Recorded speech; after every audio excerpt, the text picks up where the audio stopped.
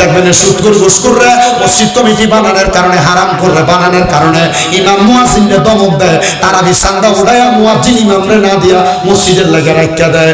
এমন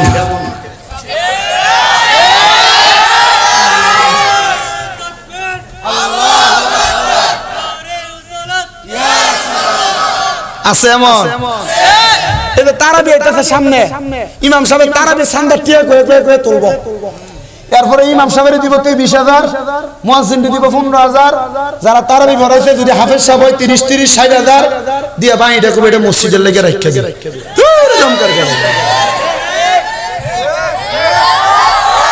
আমি চিন্তা করি এই মসজিদ কমিটির নিয়ে আল্লাহ তাআলা জালেম হিসেবে কবরের ভিতরে ইচ্ছা মতো বিদায়। কারণ তুমি তোল্লার তারাবির কথা কই কি তুমি রাখো মসজিদে, তোমার কে শিখিয়ে দিছে বেটা আমার খার?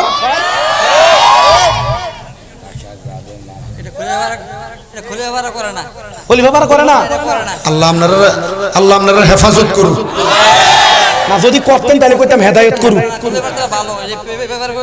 আলহামদুলিল্লাহ কোন বেটা ইমামের বেতনতে 7,000 আর 8,000 টিয়া, এক বস্তা চালের দাম 32 টি, হিসাব করে দেখলে দেখা যায় বেটা বউ চাউল কিনানোর পরে তরকারি করতে কিনে আর বউজের হয়েছে হুজুররা বহুত কোহালের ভাই।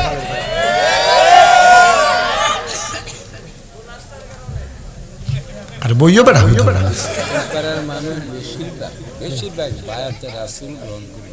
আব্বা আমার ওয়াজ আপনি মনে হুজুর চিনছেন না, আমার ওয়াজের ধারাবাহিকতা আছে, আপনি দেখেন আমি ওয়াজ কই যা একটু বইয়ের নিরাম, আমি শুধু কথাটি কইতে সমাজের বাস্তবিক চিত্রগুলা তুলে না ধরলে এই ওয়াজ দিয়ে কোনো লাভ নেই।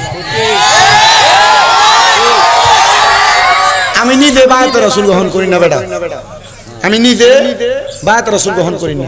আর আপনারা যেটা কইছেন আমার আব্বা তরিকাপন্থী, আমার নিজের বংশ পুরাটা তরিকাপন্থী, আপনি আমার কি বুঝাইবেন?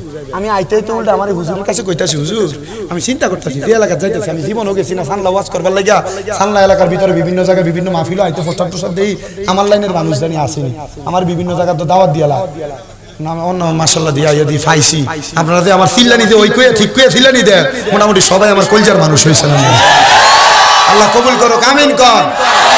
এই ঠিকটা যদি নামাজের সময় দিতি, এই ঠিকটা যদি মসজিদের ভিতরে ফজরের সময় আইতে ডাকতি উঠেন উঠে দেন ফজরের সময়, তো আপনারা তো ইমাম সাহেব মসজিদের ভিতরে হয় না। এই যে রমজান মাস আইতেছে তারাবির সময় প্রথম 2-4 দিন মসজিদের ভিতরে জায়গা নাই, 5-7 দিন জামের ঘরে মসজিদে মুসল্লি নাই, এক কাতার লই ইমাম সাহেব কোন রকম তারাবিটা পড়ে। আল্লাহ আল্লাহ আমরা হেদায়েত দান করুন।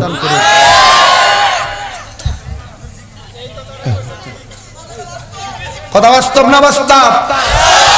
বাস্তব কথা, আল্লাহ কবুল করেন, আমিন কোন।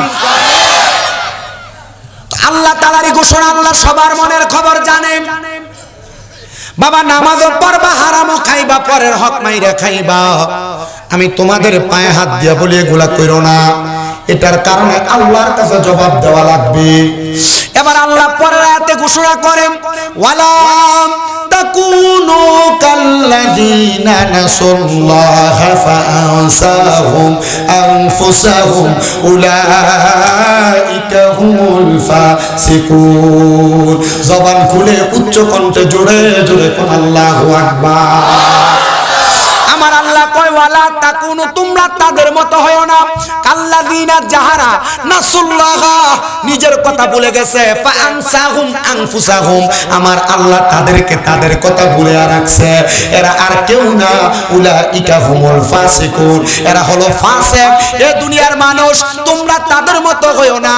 ও বাবা তারা কারা? দেখবেন আমাদের সমাজে মানুষ খারাপ বলে কাদেরকে?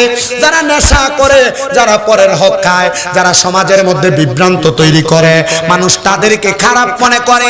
কিন্তু দেখবেন সমাজের বহু মানুষ মুসলমান, আব্বা এরা দাঁড়ায় দাঁড়ায় ওয়াজ শুনুক, এই মুরব্বি বাবা এবার না না দাঁড়ায় শুনুক।